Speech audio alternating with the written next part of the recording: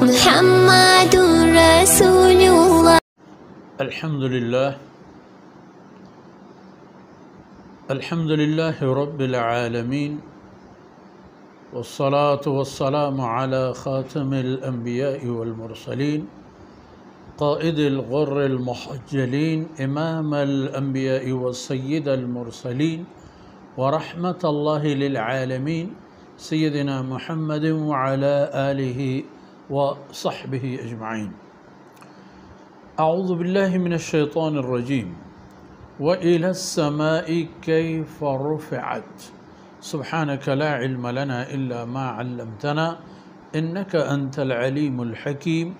رب اشرح لي صدري ويسر لي أمري واحلل عقدة من لساني يفقه قولي واجعل لي وزيرا من أهلي رب زدني علما وارزقني فهما ثم أما بعد.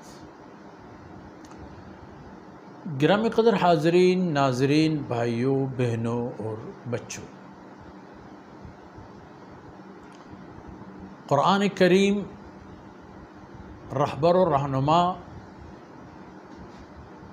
اور مقاصد زندگی کو واضح کرنے والی کتاب، حقائق کو روشن کرنے والی کتاب، جن 4 نکات کی نشاندہی ہو گئی ہے، ان چاروں کے چاروں کو دیکھا جائے تو پوری انسانی زندگی کے مد و جزر ان سے ہو کر گزرتے ہیں. ان سے انسان مستثنی نہیں ہوتا ہے. ان چاروں کے چاروں سے انسان کی وابستگی ہے. اب انسان کو اللہ رب العزت نے آدم علیہ السلام کی نسل سے پیدا فرمایا اور پوری انسانیت کے منافع اور نقصانات مشترک فرما دیے. اللہ رب العزت نے اپنی کتاب کریم نازل فرما دی اور انسانوں کو یہ حکم فرما دی کہ وہ کتاب اللہ کو معیار اور مرکز بنا دیں. ہر ایک اپنی منچاہی خیالات کے پیچھے دوڑنا چھوڑ دے، کیونکہ اس صورتحال میں لمحہ لمحہ ایک انسان کے خیالات بھی تبدیل ہو جاتی ہیں. تو اس کے بجائے بہتر یہی ہوگا کہ پوری انسانیت اسی ایک قالب پر، اسی ایک مرجع پر اور اسی ایک مرکز پر جمع ہو جائیں، اور وہ ہے اللہ کا کلام. اب یہ فرمائیے اور یہ ملاحظہ فرمائیے اور دیکھ لیجئے کہ اللہ رب العزت دکھا دیتے ہیں ہمیں ان وسائل سے اپنی قدرت قاہرہ اور اپنی تسلط اور اختیارات، جو وسائل ہمارے زیر استعمال ہیں. ہم اللہ کی زمین پر چلنے پھرنے والے مخلوق، ہم آسمان سے بارش اور پانی حاصل کرنے والے مخلوق، ہم سورج اور چاند کی روشنی اور چاندنی سے مستفید ہونے والے مخلوق، ہم ستاروں سے رہنمائی لینے والے مخلوق، ستاروں سے ہم دن اور رات کی گردش کا پتہ چلانے والے مخلوق. ان کو اللہ رب العزت ہمیں دکھا دیتے ہیں کہ ٹھیک ہے، تم تو اللہ کی ذات کو نہیں مانتے ہو، اس کی صفات کو نہیں مانتے ہو، اس کے لیے کوئی وجود کا جب قائل ہی نہیں ہو تو ذات اور صفات کی بات کیا ہوگی؟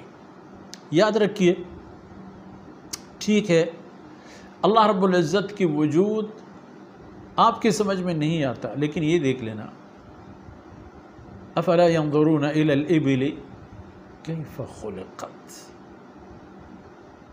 ایک مخلوق آپ سے طاقتور اور ہر لحاظ سے مستعد، لیکن اس طاقتور مخلوق کا آپ کے اس انداز میں غلام ہونا کہ وہ آپ کے جتنے بھی بوجھ ہوں، وزن ہوں، مشقت والے کام ہوں، ان کو کر لے اور دروازہ نہ چھوڑ دے آپ کا. ٹھیک ہے، تعجب کی بات تو ہے کہ اس اونٹ کو آپ کی غلامی میں کس نے دے دی؟ حادثاتی طور پر یہ کس طرح آپ کا غلام بن گیا؟ ہو سکتا ہے کوئی آدھ پاگل اس کو حادثہ کہہ دے، لیکن یہاں حادثات کے پیچھے اللہ رب العزت کی قدرت موجود ہے، اللہ کا فیصلہ موجود ہے، اللہ رب العزت کی مشیت کار فرما ہے۔ تو اللہ کی مہربانی اور مرضی ہے کہ اللہ نے اتنی طاقتور سی مخلوق کو بنی نوع انسان کے غلام بنا لیا۔ جزیرۃ العرب کے ہمارے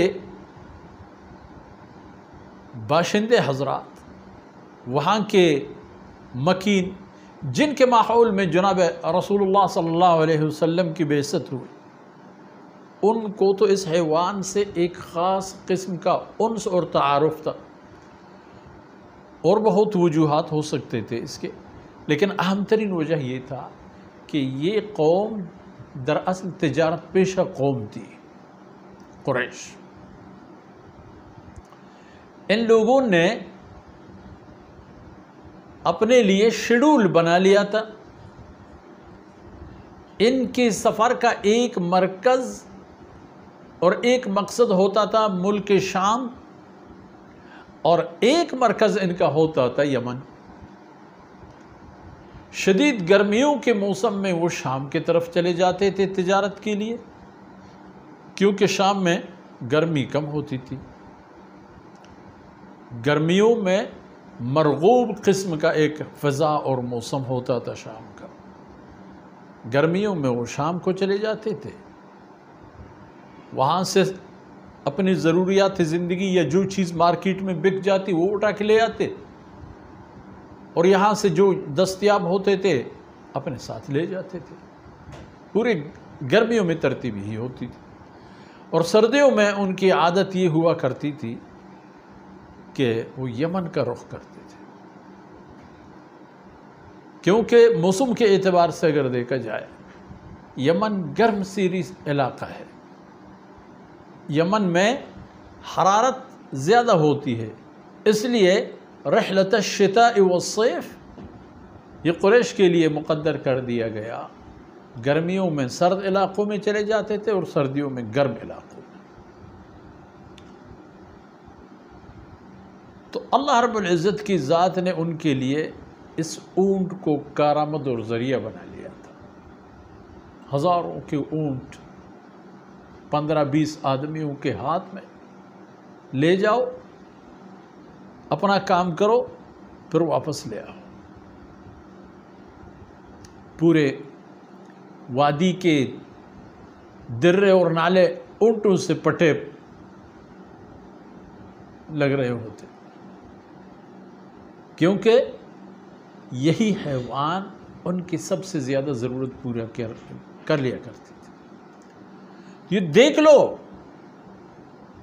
افلا ينظرون الى الابل كيف خلقت، اس کو دیکھ لو، والى السماء كيف رفعت، اور آسمان کو دیکھ لو کہ کس طرح اسے بلند کر دیا گیا ہے، اٹھایا گیا ہے، اور آپ کے ایک ایسے چھت کی صورت اور مانند دے دیا گیا ہے کہ آپ کی سر سے وہاں تک پہنچنے میں کتنے فاصلے موجود ہیں، اور اس کے اندر پھر کیا ہے؟ آیت تلاوت کی تھی گزشتہ نشست میں، لَهُ مَا فِي السَّمَاوَاتِ وَمَا فِي الْأَرْضِ وَمَا بَيْنَهُمَا۔ ایک تو